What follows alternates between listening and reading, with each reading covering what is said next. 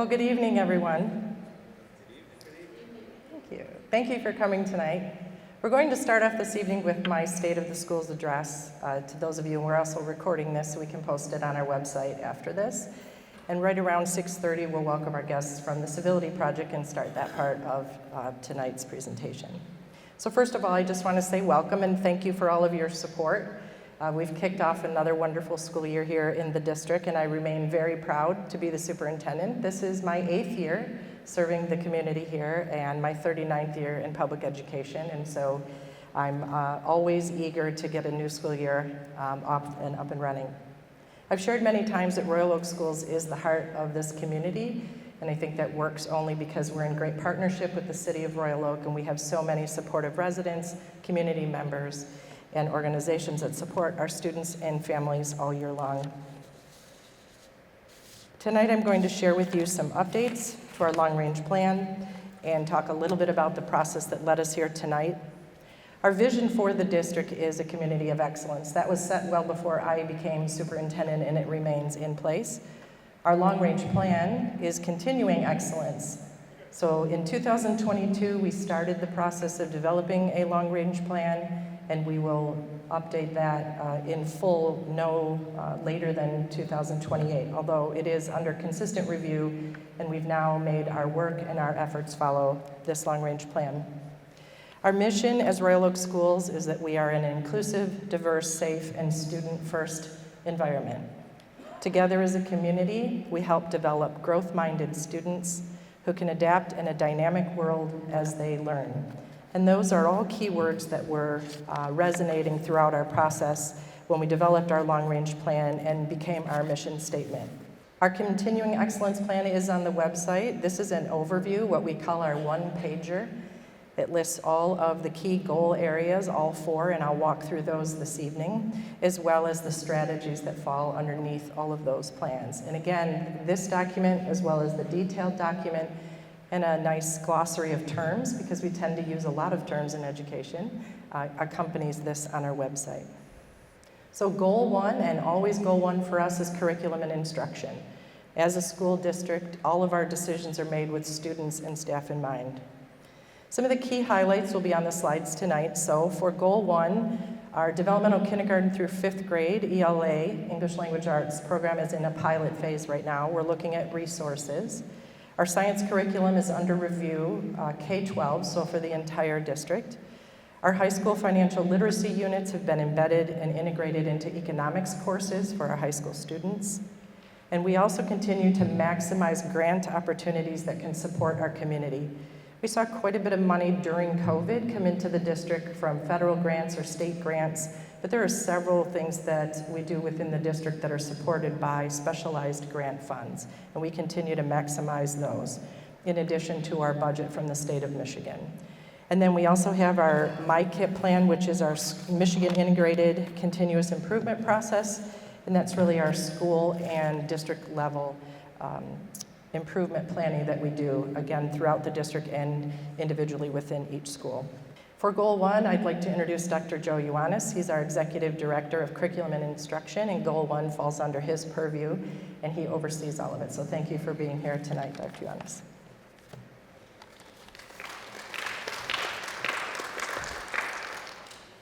Goal 2 is focused on our community, and this is the goal that I oversee. Some key highlights so far this year: we had a family welcome back night in August. It preceded our football game, our first football game of the season at the stadium at Royal Oak High School. We had over 40 community partners and parent organizations and schools represented that night. We had many students and families came out. It was a wonderful night, and we also had many community businesses and other support services in place that offered things to our families. We started a new sustainability committee in the district. This is in partnership with the City of Royal Oak. We're focusing, as we get started, on composting efforts and recycling, and we've developed green teams in each of our schools. We also have a wellness rock garden that was developed with our children at Oak Ridge Elementary in partnership with Walton Wood. It's a really cool project where they painted rocks with inspirational sayings and words on them, and students can take them with them as they leave, or they can offer them to friends on a bad day or a good day. And that's just one of the projects we've done with senior citizens in the community. Today, I held soup with the super. It was my third visit. I said 2 earlier, but we did have 3. We had 1 at the board office during our long-range planning process and 2 since. And it offers me an opportunity to talk to the senior citizens in our community and take their questions. And we are just in constant coordination with the partners around the city. Goal 3, finance and facilities. When I first came to the district, my first job was to pass the bond in the community. And to see that it was successful to support our district, and it was, and we thank our community for their resounding support of that. I'm happy to report that the spending is complete. The project actually, in its entirety, was on time and under budget, and so we were able to add a few more projects this summer that are listed here. Here at Royal Oak Middle School, we completed a traffic planning process with student safety in mind, so we made some changes to the way the vehicles move around our property here, and we wanted to make sure that our students were safe. And this was actually an idea that came from a couple students here at Royal Oak Middle School asking us to look at crosswalks and other safety features for the students. A lift was added in the main gymnasium so that our students can easily access the mezzanine level, and the floor of the gym was refinished. Adams and Keller saw new updated kitchens this year, and both Adams Elementary and the ECC side, our Early Childhood Center, had renovated main offices. We did various projects in concrete, roofing, and facade across the district. I'm very proud that our district pays a lot of attention to our buildings because we want them to be in good shape and also to provide for the future of the district. And I thank our Board of Education and our community for supporting that. The general maintenance and cleaning, we have over 1 million, is that right, Ms. Isabella, square feet within the buildings in our district. That's a lot to take care of every single day, and summer provides us an opportunity to deep clean and work on all of those spaces. We just completed fiscal year 2024 audit. We had an unmodified opinion, which is the highest rating that you can get from an independent auditing firm, and that was by Yo & Yo and presented to our Board of Education. And then we also have a brand new district phone system. That was a huge endeavor this summer from our technology department. New handsets and phones, as well as technology that backs that phone system. Much needed and something that we wanted to see in place, and that was ready for the opening of the school year. I'd like to introduce Ms. Kathy Abella. She's our Executive Director of Finance and Operations, and she oversees all of that work and is responsible for the work on Goal 3. So, Ms. Abella.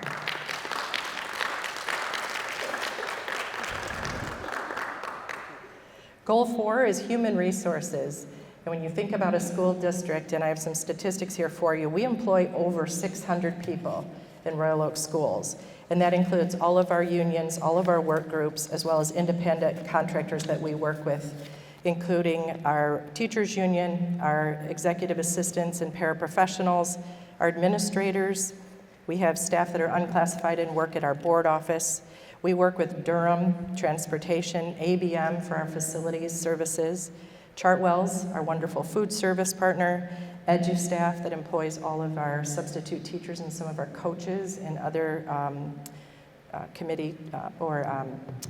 organizations that support our student activities, I should say. And then also we partner with the Oakland Intermediate School District for our entire technology staff. And so we're very proud of all of that.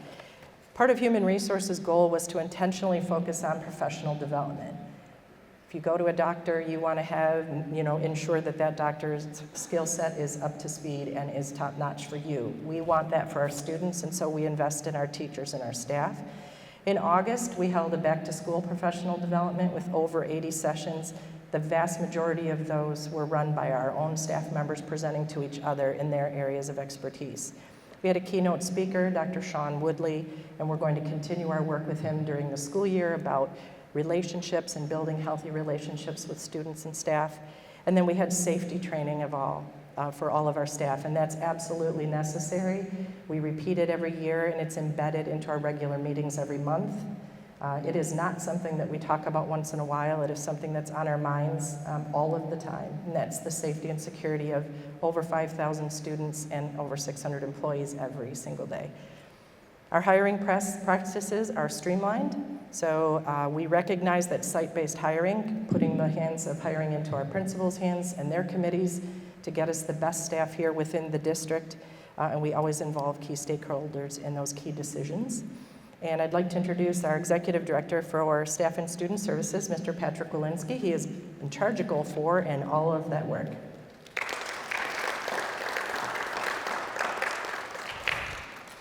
So our continuing commitments to the community include fostering a safe, welcoming, and inclusive school environment. In tonight's activity, my presentation, as well as our guest speakers for this evening, are focused on that. We want to be, as adults, good role models for the students of Royal Oak schools. We also want to work hand in hand with our community to ensure that our students are safe, emotionally safe and physically safe, that our school district doors are open and welcoming to all, and that we are inclusive of all of our families and our students. And that takes a high involvement from our parents. And there are many ways parents can get involved. Often they think about formal committees on the PTA or something else. We are constantly looking for volunteers. But you can also stay involved in the district by sending us your feedback, taking the surveys that we send out, read our newsletters, share what you know about our district with your neighbors and friends in your neighborhood who may not be tied to our school district. All of that is included in involvement and helps shape our community. We do ask for feedback. In June, we launched a parent survey, and we're processing the final results of that right now and looking for themes to guide our work, and that was in June. We have staff and school-based visits that I conduct every spring, going out and talking to our staff one-on-one and in their school buildings and asking them key questions, and we use that feedback to drive our decisions. In fact, in one of the first rounds of those visits, our staff continuously said, we have expertise and we want to be able to take time to share with our colleagues. And that idea, and the idea that we wanted to be intentional about our professional development for our staff, blossomed into our Launch Into Learning, which was our professional development day in August. We also did a communication survey about a year ago asking for your feedback on how you'd like to be communicated with and the different platforms that you use, and we used that throughout our year. So a little bit about our school district. We have 6 elementary schools, our community education program over at Adams Early Childhood Center, and then our adult ed and ESL programs out of the Churchill building. And then new for this year, we are expanding our GSRP 4-year-old preschool programs in the district. And we were able to add 3 classrooms there. Our comprehensive high school, Royal Oak High School, and we have Churchill Community High School Alternative Ed. Our adult transitions program is a special education program for students ages 18 through 26. That is also at the Churchill building. And then of course here, Royal Oak Middle School. These are just some of the program highlights across our district. And when I spoke to the seniors this afternoon, I shared with them that not all public school districts can say that they've been able to preserve these programs in their districts. Some have been challenged to make deep cuts, but due to very stable and we believe rising enrollment, which I'll get to in a minute, we've been able to sustain that. I also work very closely with the legislators in Lansing that represent our community, and we talk consistently about right-sizing the funding for public education for all programs. But that, plus the management of the budget we are provided by the state and the funding we have in grants, these are all of the wonderful programs that we're able to provide to the students and to our community, and I am very proud of that. So please connect with us if you haven't seen us on Facebook and Twitter and Instagram, X now, I'm sorry I said that. YouTube, we have a YouTube channel. Many of the things that we produce and that our students produce can be viewed there. Our website is redesigned and retooled. We have an app for the school district as well, so you can download the app on either wherever you get your apps from and take it to your smartphone or smart device. And then you can actually select the schools you'd like to follow. And I'll put in a plug that your students should also be doing this so they can follow their own calendar and look up events and times of things for themselves on their device if they have one. We use Remind, that is a communication platform across the district. I hope 99.9% of the time we're using that for positive notes and reminders, but should we need to get a note out or messages out to families and parents quickly, we would send those messages out on several platforms. Email, our voicemail messaging system, our text message system, and then through our Remind communication tool. I'm very proud of our monthly district and staff newsletter as well. If you do not already subscribe to getting the district dispatch, you can do that from our website. And then because we wanted to cut down on email and put everything in a single place for our staff, we've developed a monthly staff newsletter that goes out just to our staff with pertinent information and reminders just to them. And that has all increased our communication in district. Peach Jar is another one. When I was a teacher, we had Friday folders, and we spent hours stuffing things into Friday folders and backpacks. We no longer do that, saving trees. But Peach Jar is a communication tool that we can use, and parents then can access Peach Jar, look through it, meet community partners, and hear about opportunities at their discretion, and know that those are always there within the Peach Jar communication hub. At this time, I'd like to introduce Amy Murphy. She's our communication supervisor specialist. I keep doing that. Specialist for the district, and she runs all of our social media and communications as well as many special events. So Amy, thank you for being here tonight. Also with us in a program that we are very proud of is our students that video and capture much of the content that we put out on YouTube and other platforms within the district. Jarrett Grissomer is our what is your multimedia specialist. Wow, multimedia specialist, and he oversees those students as well as they work within the district. So Jarrett, thank you for being here tonight and for all of your work. In collaboration with the City of Royal Oak, for all of our partners at home or who may not have ties to our school district, you can find important information from both the district and the city in this magazine that hits homes across the entire community. We work hard to make sure that pertinent information can be found there, and it's especially important for those that may not have students in the school district, and so they can read about us right on their front doorstep when this magazine arrives. So moving forward, I want to share with you, we have committed to sharing this strategic plan periodically. We will do formal board updates with our Board of Education. It is on our district webpage, and those details are there regarding every one of those goals. As I said, the strategies that we're committed to. Tonight was just a set of highlights for those goals and strategies. So before I move on to introduce our mayor, who's also here this evening and has a few remarks for us, I wanted to speak a little bit about our Board of Education. So 7 members elected by our community represent the school district, and for all purposes, they are my bosses. So I have 7, and they are wonderful individuals to work with, and they support our community on a continuous basis. They're eyes and ears out in the community. They bring me compliments and complaints. They share hot topics from the community, and they ask very good questions. But they are also good stewards of our money and for our teachers and our staff, and they continually work with me to improve the district and keep it the high-quality district that it is. So right now, I would like to thank our Board of Education members who are present and here this evening: Laura Shazinski, Michelle Cook, Deb Anderson, and Marianne Van Heidsma. So thank you for being here tonight.